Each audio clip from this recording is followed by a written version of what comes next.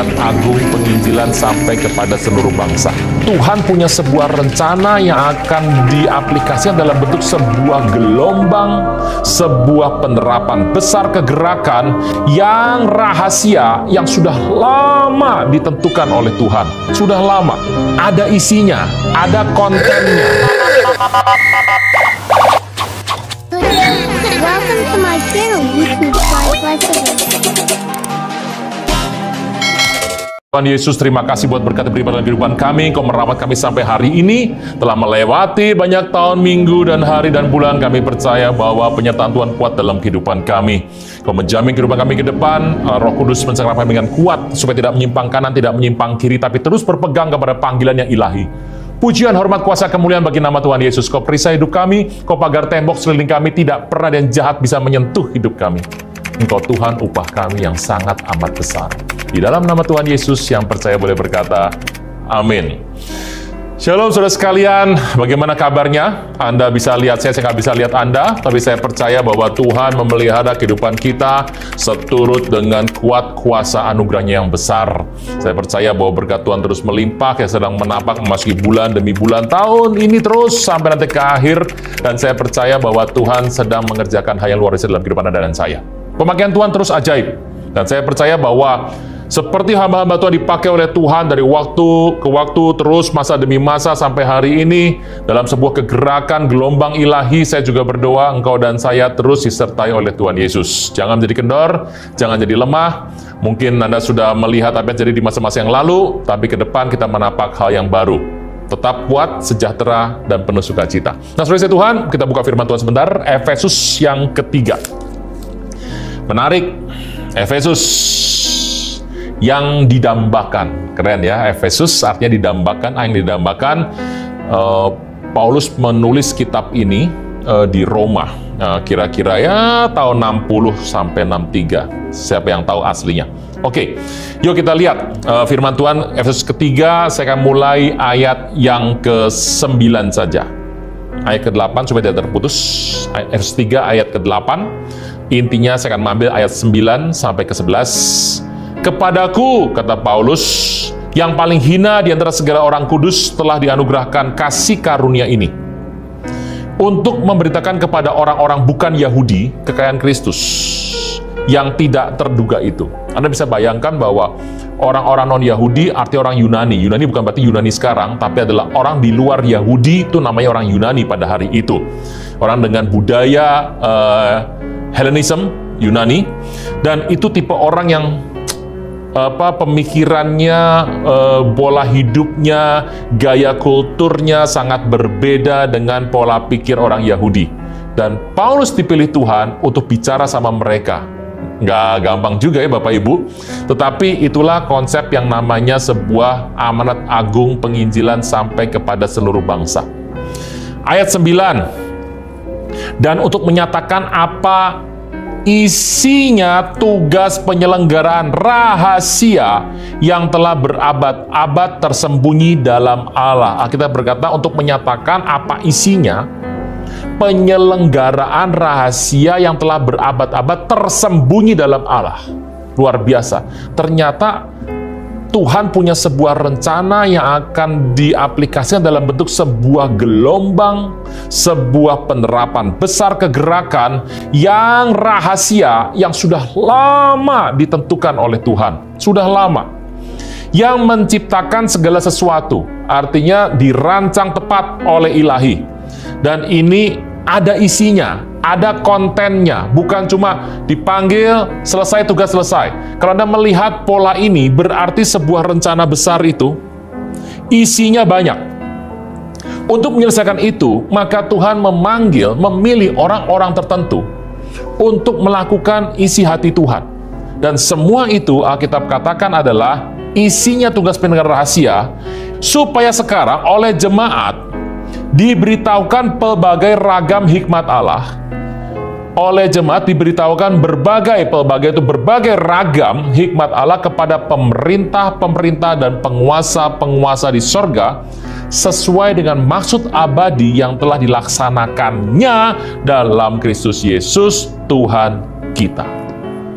Luar biasanya adalah oleh jemaat, disampaikanlah hikmat ini kepada pemerintah-pemerintah penguasa di sorga. Cerita ini adalah cerita yang juga ada di firman Tuhan, itu adalah ditulis oleh Rasul Petrus. Dikatakan di sana dalam 1 Petrus yang pertama ayat yang ke-12. Luar biasanya adalah surat ini ditulis agak berdekatan waktunya dengan apa yang ditulis oleh Paulus di kitab Efesus, kepada jemaat di Efesus. 1 Petrus 1 ayat ke-12, dan pada mereka telah dinyatakan bahwa mereka bukan melayani diri mereka sendiri, tapi melayani kamu dengan segala sesuatu yang telah diberitakan sekarang kepada kamu dengan perantara mereka yang oleh Roh Kudus diutus dari sorga, menyampaikan berita Injil kepada kamu, hal-hal yang ingin diketahui oleh malaikat-malaikat. Anda bisa bayangkan, jadi ternyata ada hal-hal yang ingin diketahui oleh pemerintah-pemerintah dan penghuni sorgawi yang merupakan rencana besar ilahi yang dibukanya itu adalah kepada manusia. Rencana apa itu? Rencana keselamatan. Saudara Tuhan, yuk kita lihat. Ternyata waktu rencana besar itu terjadi, Tuhan tuh memilih orang. Itu sebabnya dalam kekristenan kita diminta punya yang namanya karakter ilahi, punya sebuah integritas ilahi, punya sebuah kekuatan ilahi, pola pikir sorgawi, sehingga apa yang terjadi dalam kehidupan kita itu selaras dengan kehendak Tuhan di sorga. Nah, kita melihat sebuah cerita, kalau Anda melihat bagaimana cara Tuhan mengerjakan sebuah gelombang keselamatan, gerakan hal besar yang terjadi hari-hari ini. Saya berdoa supaya Bapak Ibu sebagai orang percaya, kita diajar sebagai orang percaya untuk menjadi orang yang lemah lembut. Nah, lemah lembut ini salah satu dari buah roh, dan ini kebetulan kita sedang belajar sepanjang tahun ini, nanti banyak hal akan dibahas soal yang namanya integritas, karakter ilahi, buah roh akan banyak dibahas. Salah satunya bicara mengenai lemah lembut, hancur hati. Orang yang dalam kehidupan ini tuh mudah disentuh oleh Tuhan. Jadi kalau ada sebuah teguran, ada sebuah hal-hal yang disampaikan, dia bukan menunjuk orang lain, tapi dia mengoreksi dirinya terlebih dahulu. Seringkali kalau ada orang berkata mengenai, beri donasi, bermurah hatilah. Dulu mungkin ada yang bilang begini, wah ini khotbahnya cocok nih buat ipar saya. Ini cocok, ini buat mantu saya. Nanti saya beli CD-nya, saya kasih ke dia. Supaya dia lebih murah hati. Kalau bilang, mengampuni, wah ini cocok nih khotbahnya nih buat mertua saya, supaya dia mengampuni saya. Nanti saya kirim saja diam-diam, supaya dia dengar khotbah ini. Banyak orang kalau dia mendengar sebuah firman, itu firman, ini cocok buat si A, cocok buat si B, cocok buat si D. Nah ini artinya dia adalah menjadi distributor Alkitab, gitu, distributor firman Tuhan. Tapi tidak demikian. Sebetulnya waktu kita mendengar yang namanya firman Tuhan, siapa yang pertama harus mengkoreksi diri? Yang mendengar. Termasuk hari ini kalau saya sedang bicara, kan ini berarti kan saya nggak bisa lihat Anda, saya sedang bicara kepada benda mati nih, kepada kamera. Artinya saya bicara sama diri saya sendiri. Nah, Alkitab katakan dengan jelas bahwa pada saat kehidupan kita dibentuk oleh Tuhan, sebagai orang Kristen kita belajar menjadi orang yang hancur hati. Apa itu? Mendengar dan mengoreksi diri dalam segala hal. Makanya sebagai orang Kristen tuh kita harus melihat situasi kehidupan Anda dari kecil, perjalanan hidup di mana Tuhan ikut berkarya, itu harus pelan-pelan diikuti. Di situ ada juga yang namanya masalah dalam kehidupan, pengalaman-pengalaman kehidupan, peristiwa-peristiwa promosi, peristiwa-peristiwa kegagalan. Kita belajar banyak hal, kita bicara mengenai keberhasilan, kegagalan kehidupan kita, semuanya. Pada saat engkau sedang naik, pada saat engkau sedang turun, yang kita berjanji bahwa engkau dan saya akan semakin naik. Apa yang terjadi luar biasa adalah terus kehidupan kita. Bagaimana Tuhan menggaris sebuah cerita, menulis sebuah cerita dalam kehidupanmu. Itulah sebuah rencana besar Tuhan untuk menyertakan engkau dan saya dalam gelombang ini. Pak, maksudnya gimana itu? Kita ambil sebuah contoh. Seorang hamba Tuhan yang dipakai di Alkitab luar biasa, dia adalah seorang nabi terbesar yang ada di Timur Tengah. Bukan cuma di Israel, di Timur Tengah. Dikenal sebagai the prophet of law, nabi hukum, yaitu adalah Moshe. Moshe berasal dari keturunan Lewi. Dan kalau Anda melihat Moshe dipakai Tuhan luar biasa, dan selalu setiap orang mau dipakai Tuhan, selalu ada masa di mana Tuhan bangkitkan, Tuhan izinkan orang-orang yang berusaha untuk menekan. Kita tahu waktu Moshe hidup, selalu ada Firaun di sana. Waktu Tuhan Yesus lahir ke muka bumi, ada Herodes di sana. Waktu bangsa Israel mau muncul, selalu ada Adolf Hitler Nazi di sana. Selalu ada orang-orang yang akan mulai menekan. Waktu orang Israel mulai dipakai dalam benteng Ahasveros, selalu akan ada Haman di sana yang berusaha menekan. Selalu ada Amalek, Agag di sana pada zaman Saul yang berusaha menekan. Saya percaya bahwa dalam kehidupan Anda dan saya selalu akan bangkit hal-hal demikian. Tapi jangan takut, Tuhan beserta dengan kita. Saudara Tuhan, yang menarik adalah Musa. Musa diambil dari air. Kenapa? Karena kita nama Moshe artinya drown from the water, diambil dari air. Drown from the water, diambil dari air. Nah, Moshe itu diambil dari air. Kehidupannya dia diambil dari sebuah kehidupan yang akan mati. Ingat bahwa dia dilarung di Sungai Nil karena hari itu diperintahkan oleh Firaun, bunuh semua anak. Dibunuh, dari akibatnya hari itu dilarung anak ini, dan putri Firaun mengambilnya. Perhatikan baik-baik, yang mengambil adalah orang kerajaan, diambil. Diambil di sana, Firaun diambil. Putrinya mengambil. Cerita kehidupannya diambil, dibawa jadi besar, dan setelah dia besar, dia melihat sebuah ketidakadilan, dan kemudian membela orang Israel dengan membunuh orang Mesir. Disalahartikan, dia harus pergi kepada mertuanya, bertemu dengan seorang perempuan, dan menikah. Yitro ada di sana di Midian, dan dari sana kemudian dipakai oleh Tuhan secara luar biasa untuk membawa Israel keluar dari Mesir. Bapak Ibu, sebetulnya kalau kita melihat sejarah kehidupan Anda dan saya, sejarahnya Tuhan itu sudah involve, sudah ada di situ. Banyak orang menganggap hidup ini nggak penting, Pak. Semuanya pahit. Buat apa saya kecewa hidup ini? Belajar bersyukur, karena setiap yang terjadi dalam kehidupanmu sebetulnya adalah sebuah pembentukan ilahi untuk masa depan Anda. Kita buktikan ucapan tadi dengan kisah hidup Moshe. Yuk, yang pertama, dia berasal dari golongan suku Lewi. Kenapa Lewi? Masih ingat sebuah peristiwa yang besar terjadi? Tuhan memilih suku ini secara luar biasa untuk menjadi suku yang kelak akan menjadi imamnya Tuhan, yang melekat sama Tuhan. Kalau Anda tahu bahwa Lewi dan Simeon itu adalah dua orang yang, itu ganasnya bukan main, anak Yakub yang ganas ya, dua itu. Tetapi Tuhan membentuk suku Lewi secara luar biasa. Musa diambil dari suku Lewi. Dia adalah anak ketiga, karena anak pertamanya adalah Miriam, perempuan. Yang kedua adalah Harun, bedanya 3 tahun dengan Musa. Kalau Bapak tahu, di Alkitab ada. Kalau Miriam yang pertama, Bapak tahu dari mana? Iya, karena Miriam itu bisa ketemu sama putri Firaun hari itu. Dia sudah cukup besar hari itu. Dia bukan bayi lagi. Dia bisa ngobrol dengan putri Firaun. Berarti dia sudah cukup besar. Dan Musa yang ketiga, nabi paling besar. Dia diambil dari air. Diselamatkan dari sebuah kematian. Lihat prinsipnya. Diambil dari air dan dibawa ke dalam istana raja.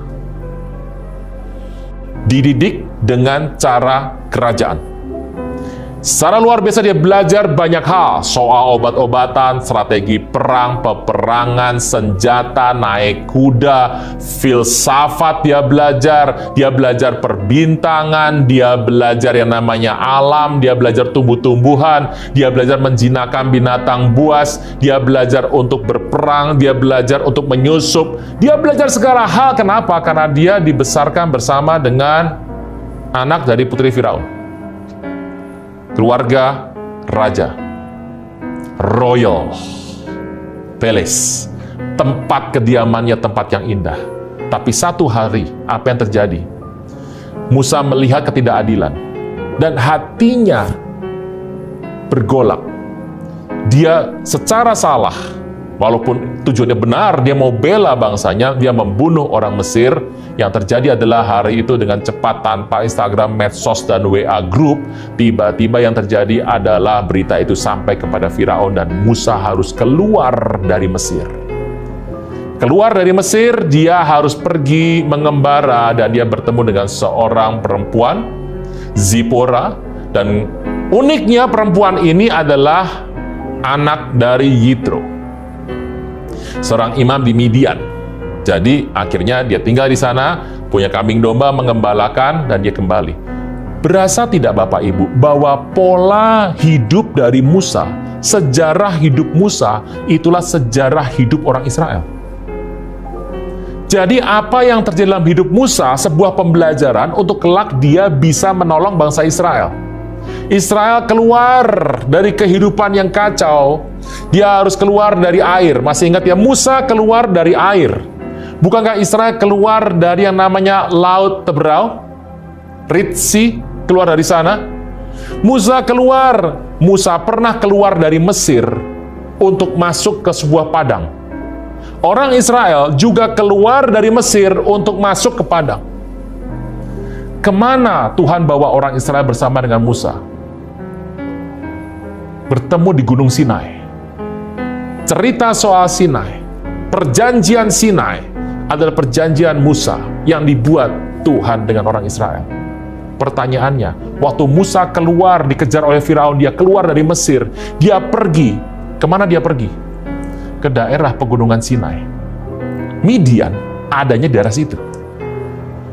Untuk apa orang Israel pergi keluar? Israel pergi keluar untuk bertemu dengan pola ibadah yang baru, yang luar biasa bersama dengan Tuhan. Sebuah hubungan yang melekat sama Tuhan, menjadi milik Tuhan sendiri, yang ditulis dalam kitab Torah. Cerita ini sudah ada 40 tahun sebelumnya, di mana Musa pada saat dia keluar dari tanah Mesir, dia bertemu dengan Zipora. Dia bertemu dengan sebuah hubungan. Saudara Tuhan, cerita yang mirip terjadi pada hidup Musa, itulah cerita yang terjadi atas orang Israel. Jadi kalau kelak ke depan, apa yang kau alami hari ini, apa yang kau nikmati hari ini, pembentukan yang kau alami hari ini, jangan-jangan adalah sebuah pembentukan dalam hidupmu untuk kelak menjadi pelayananmu bagi orang-orang lain. Saya tidak mengerti Bapak Ibu, bagaimana Anda mengalami hidup ini. Tapi begini, seringkali apa yang kau alami, bagaimana cara engkau merespon hal tersebut, itu adalah sebuah kelak pengalaman untuk Anda dan saya bisa melayani orang lain. Jadi sebetulnya gampang sekali dilihat.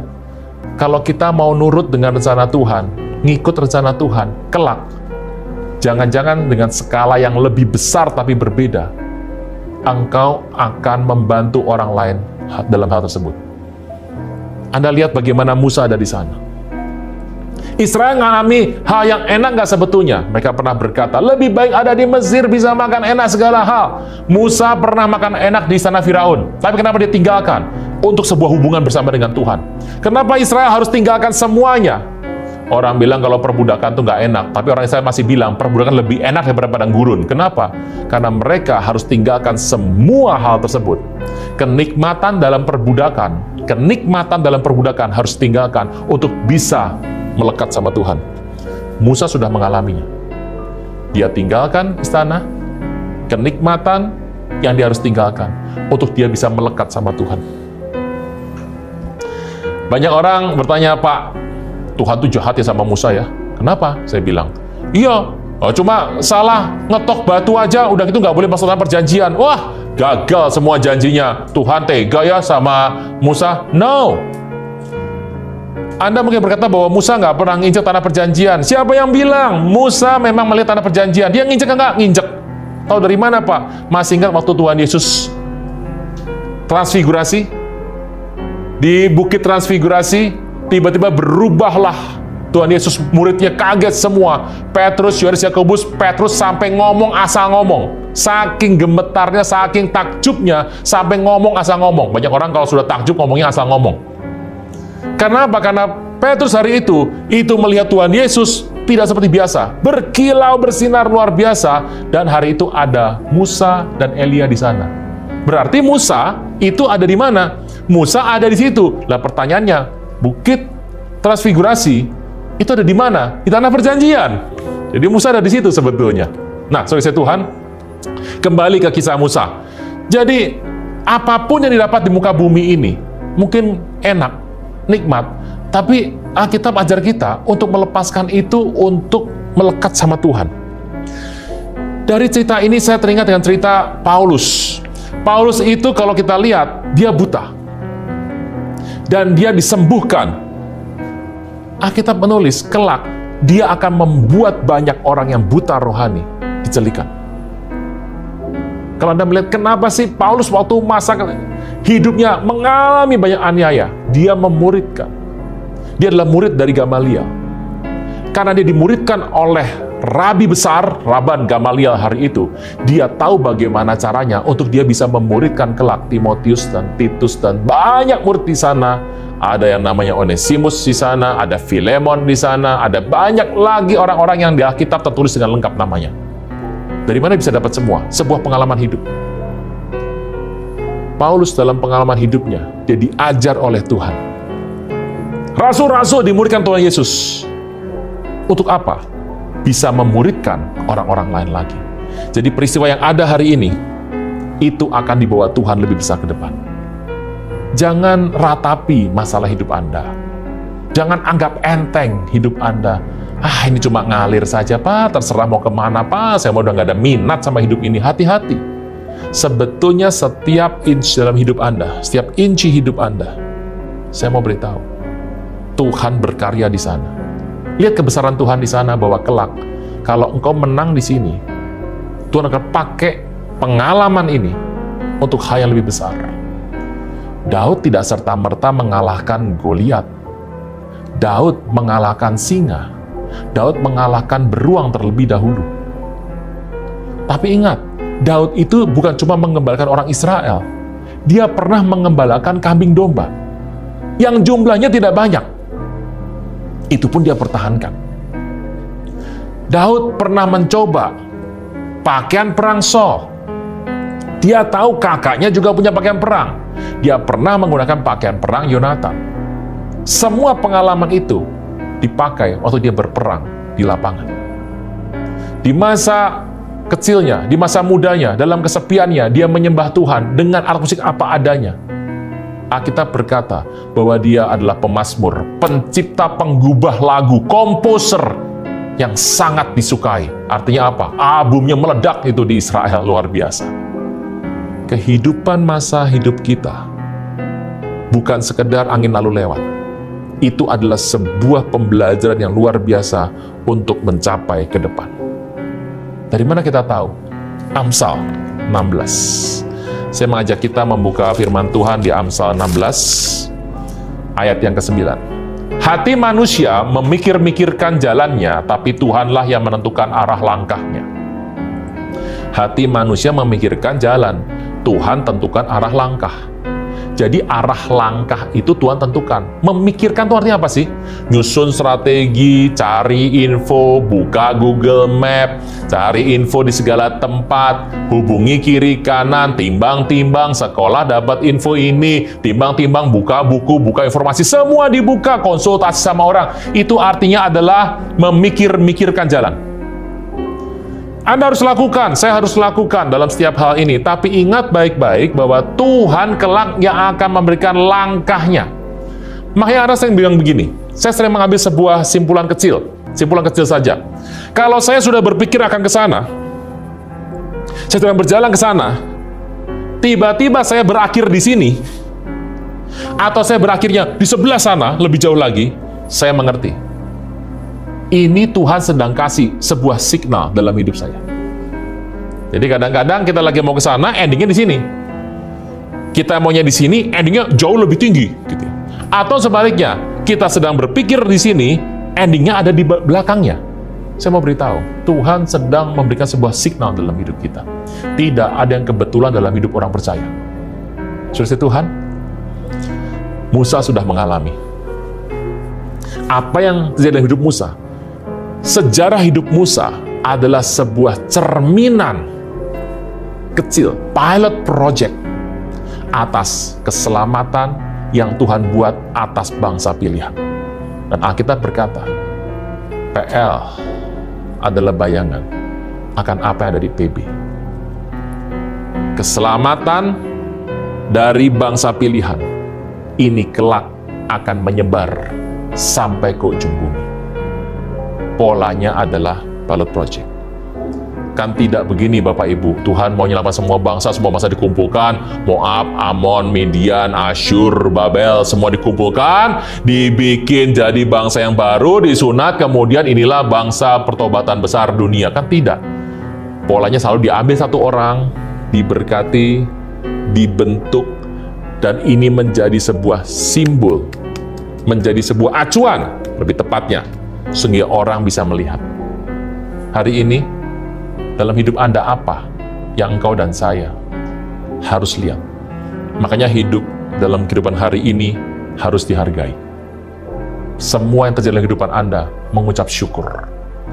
Cari hikmahnya, cari artinya, cari apa rencana Tuhan di sana. Dan kalau engkau menemukan sebetulnya itu adalah pilot project mengenai sebuah peristiwa ke depan yang engkau dan saya mungkin tidak pernah tahu. Hal ini saya sebut sebagai sebuah perspektif pola pandang Musa. Paulus mengalami, murid Yesus mengalami, semuanya mengalami. Orang yang merasa tidak mau dimuridkan, dia tidak pernah ingin untuk hidupnya sesuai firman Tuhan, maka di masa berikutnya akan menjadi lebih buruk dalam masa pemakaian. Saya berdoa bahwa kita mengerti ini. Sehingga kita berkata, kalau dari kecil kita sudah belajar firman Tuhan, belajar ngerti kehendak Tuhan, nanti besarnya itu lebih mudah untuk Tuhan mau pakai. Bukan berarti Tuhan nggak punya kuasa yang gede ya. Gagal memakai seorang, tidak. Tapi hubungan yang erat itu lebih terjadi. Tuhan bisa pakai semua orang seketika. Tapi ada sebuah respon yang benar, hati yang benar. Banyak orang Kristen di masa yang lalu, mungkin juga sekarang, kehilangan kesempatan untuk melihat pemakaian Tuhan yang besar dalam kehidupannya karena dia mengabaikan perjalanan hidup. Dan saya berdoa, itu sebabnya kenapa kita harus melihat kembali, mengoreksi kembali sebagai sebuah karakter ilahi dalam tahun integritas. Mengecek kembali, tidak banyak melemparkan sebuah tuduhan, tidak banyak untuk menyerang, tapi lebih baik mengkoreksi diri sendiri. Karena waktu engkau menang dan saya menang, kita akan melihat tangan Tuhan membawa kita ikut dalam sebuah skenario besar kegerakan penyelamatan dunia. Dan biarlah kebaikan Tuhan beserta dengan kita. Kita berdoa, Bapa di sorga, dalam nama Tuhan Yesus, berkati berlimpah umat-Mu.